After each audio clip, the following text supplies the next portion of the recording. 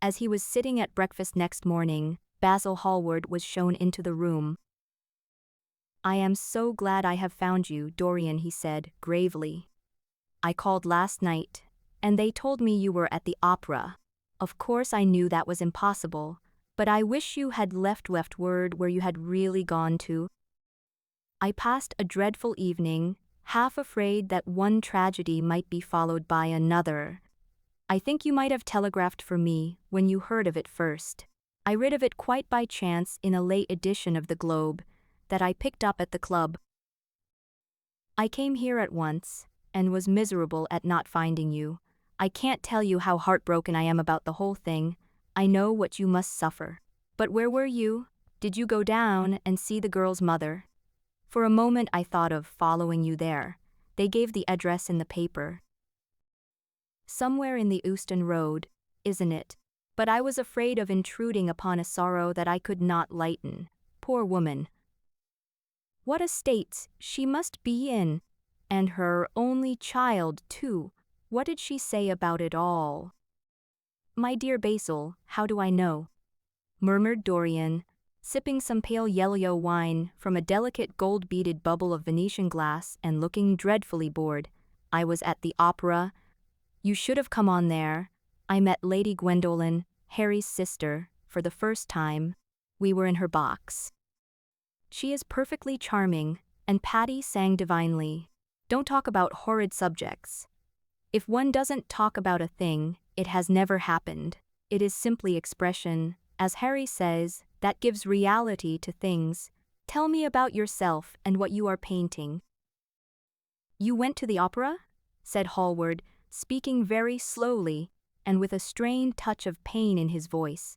"You went to the opera while Sybil Vane was lying dead in some sordid lodging? You can talk to me of other women being charming, and of Patty singing divinely, before the girl you loved has even the quiet of a grave to sleep in? Why, man, there are horrors in store for that little white body of hers." "Stop, Basil! I won't hear it," cried Dorian, leaping to his feet. "You must not tell me about things. What is done is done. What is past is past." "You call yesterday the past? What has the actual lapse of time got to do with it?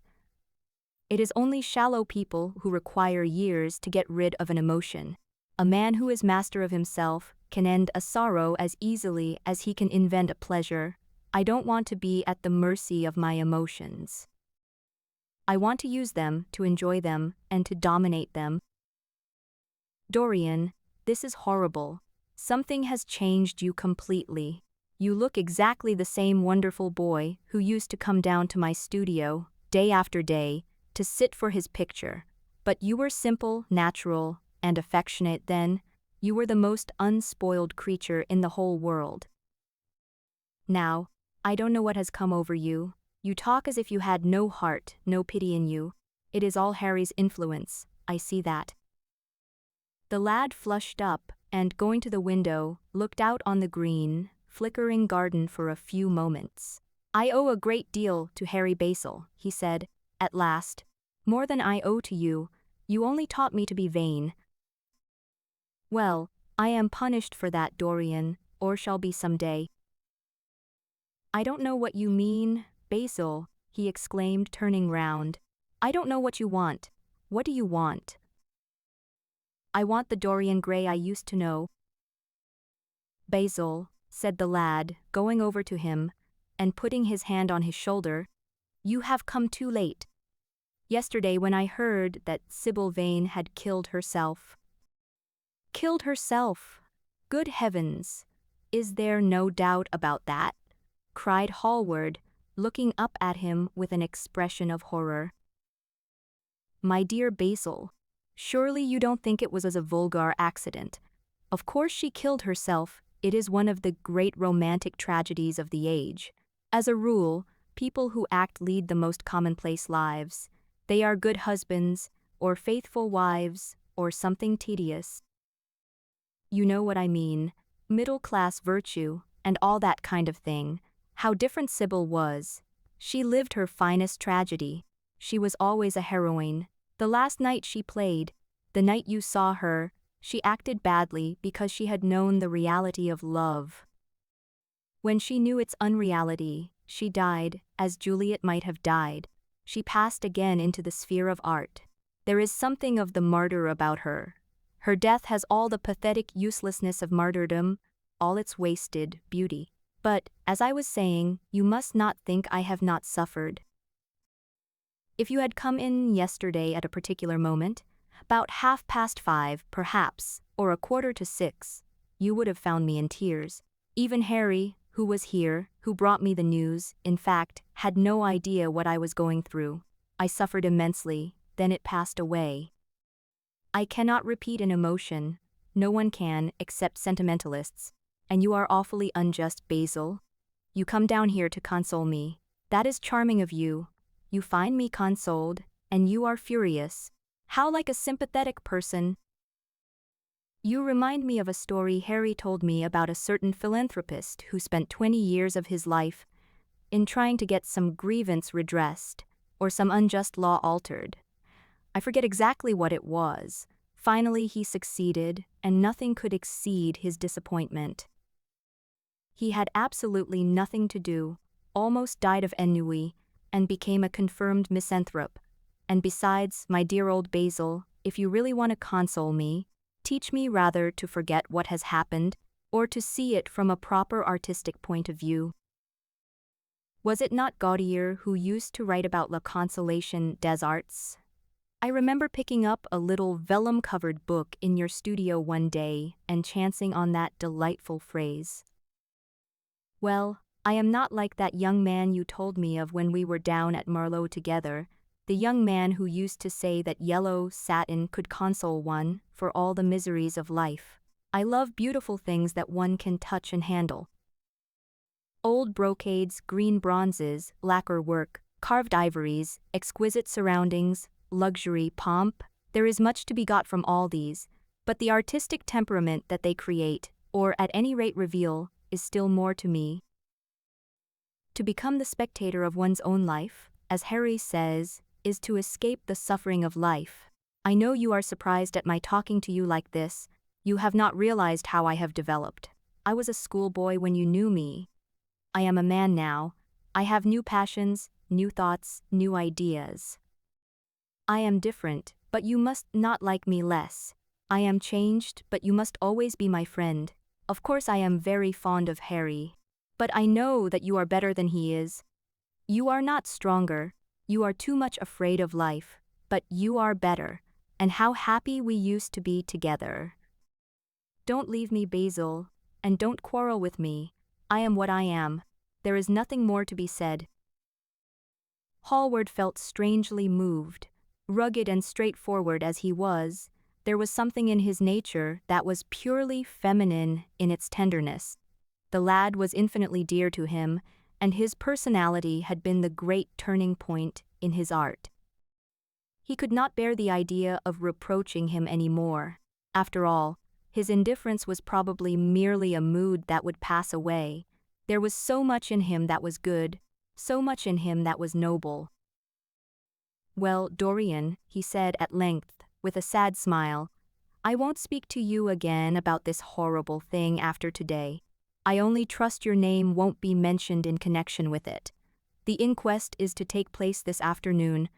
Have they summoned you? Dorian shook his head, and a look of annoyance passed over his face at the mention of the word inquest. There was something so crude and vulgar about everything of the kind. They don't know my name, he answered. But surely she did? Only my Christian name, and that I am quite sure she never mentioned to anyone. She told me once that they were all rather curious to learn who I was, and that she invariably told them my name was Prince Charming. It was pretty of her. You must do me a drawing of her, Basil. I should like to have something more of her than the memory of a few kisses and some broken, pathetic words. I will try and do something, Dorian, if it would please you. But you must come and sit to me yourself again. I can't get on without you. I will never sit to you again, Basil. It is impossible, he exclaimed, starting back. Hallward stared at him. "My dear boy. What nonsense," he cried. "Do you mean to say you don't like what I did of you? Where is it? Why have you pulled the screen in front of it? Let me look at it. It is the best thing I have ever painted." "Duke that screen away, Dorian. It is simply horrid of your servant hiding my work like that. I felt the room looked different as I came in." "My servant has nothing to do with it, Basil. You don't imagine I let him arrange my room for me. He settles my flowers for me sometimes. That is all. No. I did it myself. The light was too strong on the portrait." "Too strong? Impossible, my dear fellow. It is an admirable place for it. Let me see it." And Hallward walked towards the corner of the room. A cry of terror broke from Dorian Gray's lips, and he rushed between Hallward and the screen. "Basil," he said, looking very pale, "you must not look at it. I don't wish you to." "Not look at my own work? You are not serious. Why shouldn't I look at it?" exclaimed Hallward, laughing. "If you try to look at it, Basil, on my word of honor I will never speak to you again as long as I live. I am quite serious. I don't offer any explanation, and you are not to ask for any. But remember, if you touch this screen, everything is over between us." Hallward was thunderstruck. He looked at Dorian Gray in absolute amazement. He had never seen him like this before. The lad was absolutely pallid with rage. His hands were clenched, and the pupils of his eyes were like discs of blue fire. He was trembling all over. "Dorian, don't speak." "But what is the matter? Of course I won't look at it if you don't want me to," he said rather coldly, turning on his heel and going over towards the window. "But, really, it seems rather absurd that I shouldn't see my own work, especially as I am going to exhibit it in Paris in the autumn. I shall probably have to give it another coat of varnish before that, so I must see it some day, and why not today?" "To exhibit it? You want to exhibit it?" exclaimed Dorian Gray, a strange sense of terror creeping over him. Was the world going to be shown his secret? Were people to gape at the mystery of his life? That was impossible. Something, he did not know what, had been done at once. "Yes, I don't suppose you will object to that. Georges Petit is going to collect all my best pictures for a special exhibition in the Rue de Sèze, which will open the first week in October. The portrait will only be away a month. I should think you could easily spare it for that time. In fact, you are sure to be out of town, and if you hide it always behind a screen, you can't care much about it." Dorian Gray passed his hand over his forehead. There were beads of perspiration there. He felt that he was on the brink of a horrible danger. "You told me a month ago that you would never exhibit it," he said. "Why have you changed your mind? You people who go in for being consistent have just as many moods as others. The only difference is that your moods are rather meaningless. You can't have forgotten that you assured me most solemnly that nothing in the world would induce you to send it to any exhibition. You told Harry exactly the same thing." He stopped suddenly, and a gleam of light came into his eyes. He remembered that Lord Henry had said to him once, half seriously and half in jest, "If you want to have an interesting quarter of an hour, get Basil to tell you why he won't exhibit your picture." He told me why he wouldn't, and it was a revelation to me. Yes, perhaps Basil, too, had his secret. He would ask him and try. "Basil," he said, coming over quite close and looking him straight in the face, "we have each of us a secret. Let me know yours, and I will tell you mine. What was your reason for refusing to exhibit my picture?" Hallward shuddered in spite of himself.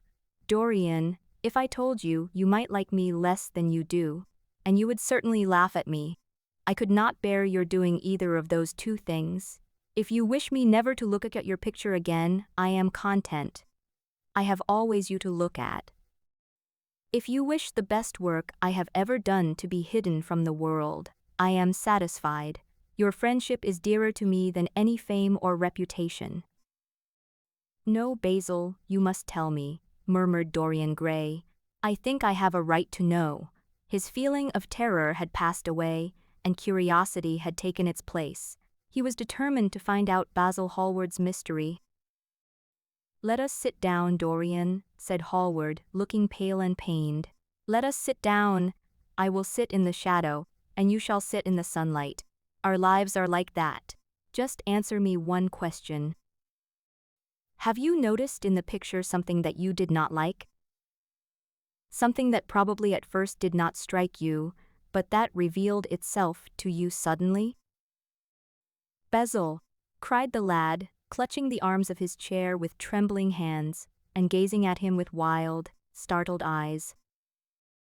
"I see you did. Don't speak. Wait till you hear what I have to say. It is quite true that I have worshipped you with far more romance of feeling than a man usually gives to a friend. Somehow, I had never loved a woman. I suppose I never had time. Perhaps, as Harry says, a really grand passion is the privilege of those who have nothing to do, and that is the use of the idle classes in a country. Well, from the moment I met you, your personality had the most extraordinary influence over me. I quite admit that I adored you madly, extravagantly, absurdly. I was jealous of every one to whom you spoke. I wanted to have you all to myself. I was only happy when I was with you. When I was away from you, you were still present in my art. It was all wrong and foolish. It is all wrong and foolish still. Of course I never let you know anything about this. It would have been impossible. You would not have understood it. I did not understand it myself. One day I determined to paint a wonderful portrait of you. It was to have been my masterpiece. It is my masterpiece.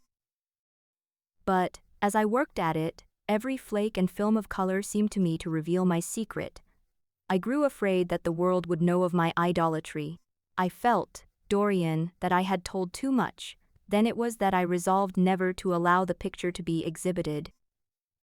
You were a little annoyed, but then you did not realize all that it meant to me. Harry, to whom I talked about it, laughed at me. But I did not mind that. When the picture was finished, and I sat alone with it, I felt that I was right. Well, after a few days the portrait left my studio, and as soon as I had got rid of the intolerable fascination of its presence, it seemed to me that I had been foolish in imagining that I had said anything in it, more than that you were extremely good-looking, and that I could paint. Even now I cannot help feeling that it is a mistake to think that the passion one feels in creation is ever really shown in the work one creates. Art is more abstract than we fancy. Form and color tell us of form and color. That is all. It often seems to me that art conceals the artist far more completely than it ever reveals him. And so when I got this offer from Paris, I determined to make your portrait the principal thing in my exhibition. It never occurred to me that you would refuse. I see now that you were right. The picture must not be shown. You must not be angry with me, Dorian, for what I have told you. As I said to Harry, once, you are made to be worshipped. Dorian Gray drew a long breath. The color came back to his cheeks, and a smile played about his lips. The peril was over. He was safe for the time. Yet he could not help feeling infinite pity for the young man who had just made this strange confession to him.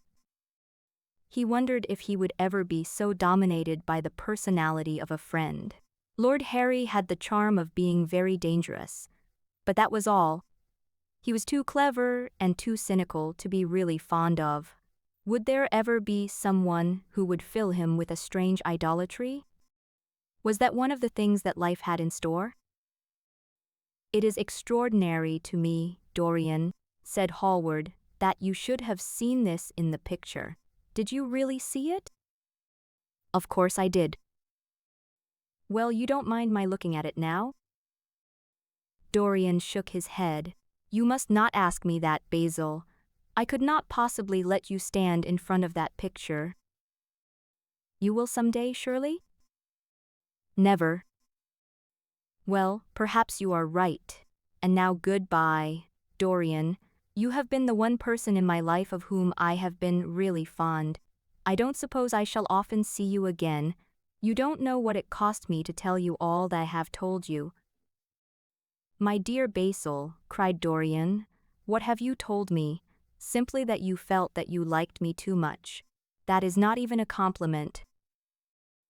"It was not intended as a compliment. It was a confession. A very disappointing one." "Why, what did you expect, Dorian? You didn't see anything else in the picture, did you? There was nothing else to see." "No, there was nothing else to see. Why do you ask? You mustn't talk about not meeting me again, or anything of that kind. You and I are friends, Basil, and we must always remain so." "You have got Harry," said Hallward sadly. "Oh, Harry," cried the lad, with a ripple of laughter. "Harry spends his days in saying what is incredible, and his evenings in doing what is improbable. Just the sort of life I would like to lead. But still I don't think I would go to Harry if I was in trouble. I would sooner go to you, Basil." "But you won't sit to me again?" "Impossible. You spoil my life as an artist by refusing, Dorian. No man comes across two ideal things. Few come across one. I can't explain it to you, Basil, but I must never sit to you again. I will come and have tea with you. That will be just as pleasant." "Please enter for you, I am afraid," murmured Hallward, regretfully. "And now goodbye. I am sorry you won't let me look at the picture once again.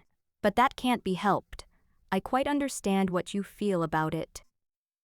As he left the room, Dorian Gray smiled to himself. Poor Basil! How little he knew of the true reason, and how strange it was that, instead of having been forced to reveal his own secret, he had succeeded, almost by chance, in wresting a secret from his friend. How much that strange confession explained to him, Basil's absurd fits of jealousy, his wild devotion, his extravagant panegyrics, his curious reticences. He understood them all now, and he felt sorry. There was something tragic in a friendship so colored by romance. He sighed and touched the bell. The portrait must be hidden away at all costs. He could not run such a risk of discovery again. It had been mad of him to have the thing remain, even for an hour, in a room to which any of his friends had access.